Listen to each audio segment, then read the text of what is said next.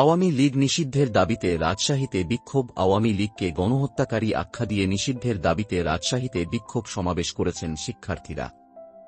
আজ বেলা 2:30টার দিকে নগরের তালাইমারীর বিজয় 24 চত্বরে তাঁরা এ কর্মসূচি পালন করেন। শিক্ষার্থীদের সঙ্গে সংহতি প্রকাশ করে সমাবেশে অংশ নেন হেফাজতে ইসলাম, ইসলামী ছাত্রশিবির সহ বিভিন্ন রাজনৈতিক, সামাজিক ও সাংস্কৃতিক সংগঠনের সদস্যরা।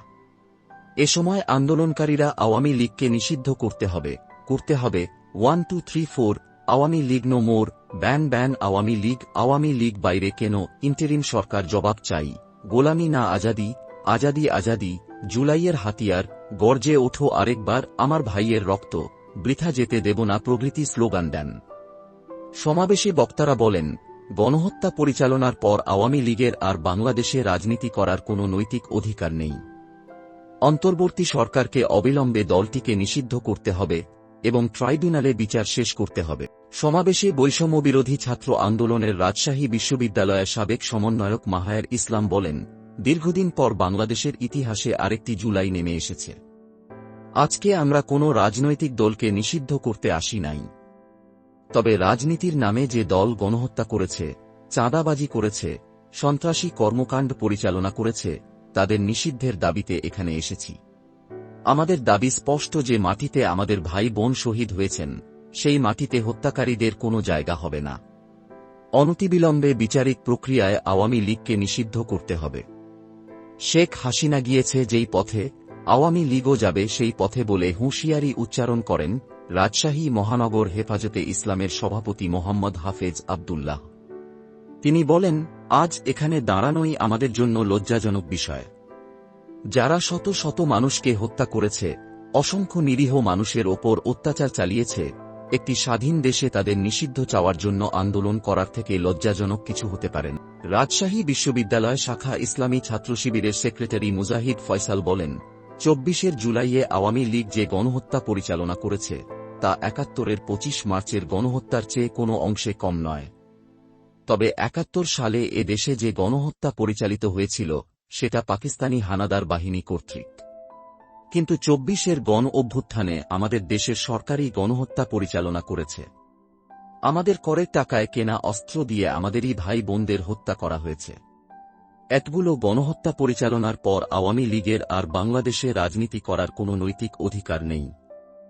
সমাবেশটি সঞ্চালনা করেন বৈষম্যবিরোধী ছাত্র আন্দোলন রাজশাহী বিশ্ববিদ্যালয়ের সাবেক সমন্বয়ক নুরুল ইসলাম। এ সময় অন্যদের মধ্যে বক্তব্য দেন বৈষম্যবিরোধী ছাত্র আন্দোলন রাজশাহী বিশ্ববিদ্যালয়ের সাবেক সমন্বয়ক ফজলে রাব্বি, মোহাম্মদ ফাহিম রেজা, মেহেদী সজীব, আকিল বিন তালেব, বৈষম্যবিরোধী ছাত্র আন্দোলনের রাজশাহীর সংগঠক মিলন আহমেদ, রাজশাহী কলেজ শাখা শিবিরের সভাপতি মাহমুদুল হাসান প্রমুখ। রংপুরে ও বিক্ষোভ এতে সাধারণ ছাত্র জনতা ছাড়াও জামায়াতে ইসলামী, বৈষম্যবিরোধী ছাত্র আন্দোলন, জাতীয় নাগরিক পার্টি, যুবদল, স্বেচ্ছাসেবক দল, ইসলামী ছাত্রশিবির সহ বিভিন্ন সংগঠনের নেতাকর্মীরা অংশ নেন। এ সময় দিল্লি না ঢাকা, ঢাকা ঢাকা, আওয়ামী লীগের ঠিকানা এই বাংলায় হবে না, আওয়ামী লীগ, ব্যান ব্যান সহ নানা স্লোগান দেন তারা। বিক্ষোভ মিছিল শেষে সমাবেশে বক্তব্য দেন মহানগর জামায়াতে ইসলামীর প্রচার সম্পাদক অ্যাডভোকেট কাউছার আলী, বৈষম্যবিরোধী ছাত্র আন্দোলনের জেলা আহ্বায়ক ইমরান আহমেদ, মহানগর যুবদলের সিনিয়র যুগ্ম আহ্বায়ক জহির আলম নয়ন, স্বেচ্ছাসেবক দলের সিনিয়র যুগ্ম আহ্বায়ক মাহবুব হোসেন সুমন, গণঅধিকার পরিষদের উচ্চতর পরিষদের সদস্য হানিফ খান সজীব, মহানগর ছাত্রশিবিরের সেক্রেটারি আনিসুর রহমান, সাবেক দপ্তর সম্পাদক ওয়াহেদ আলী, কারমাইকেল কলেজ ছাত্রশিবিরের সেক্রেটারি আবু সুফিয়া। এছাড়া অন্যান্যের মধ্যে বৈষম্যবিরোধী ছাত্র আন্দোলন রংপুর মহানগরের যুগ্ম সদস্য সচিব রাজিমুজ্জামান হৃদয়, যুগ্ম আহ্বায়ক মোতাওয়াক্কিল বিল্লাহ, এনসিপি রংপুর সংগঠক আলমগীর নয়ন বক্তব্য দেন। এ সময় বক্তারা বর্তমান অন্তর্বর্তী সরকারের কঠোর সমালোচনা করে বলেন, যতই পুনর্বাসনের চেষ্টা করা হোক, এই বাংলায় আওয়ামী লীগের ঠাঁই হবে না। আওয়ামী লীগ ও তার সহযোগী সংগঠনের নেতাকর্মীরা দীর্ঘ 16 বছর স্বৈরাচারী শাসন ব্যবস্থায় এ দেশের মানুষকে শোষণ করেছে। 24-এর আন্দোলনে ছাত্র জনতার ওপরে অন্যায় অত্যাচার, হত্যা, গুম, খুন চালিয়েছে। দল হিসেবে 5 আগস্টেই আওয়ামী লীগের বিরুদ্ধে জনগণ রায় দিয়েছে। আইনের ফাঁক ফোঁকর আর পশ্চিমা শক্তির দোহাই দিয়ে আওয়ামী লীগকে রক্ষা করা যাবে না। নেতৃবৃন্দ আরও বলেন, বর্তমান সরকারের পক্ষ থেকে পতিত দলকে নিষিদ্ধ ঘোষণা করতে হবে।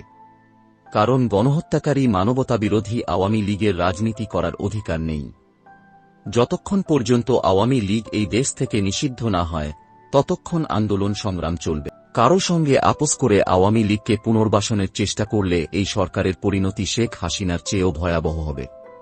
এ সময় অবিলম্বে আওয়ামী লীগ ও অঙ্গ সংগঠনকে নিষিদ্ধ করা না হলে বৃহত্তর আন্দোলন গড়ে তোলার হুঁশিয়ারি দেন তারা।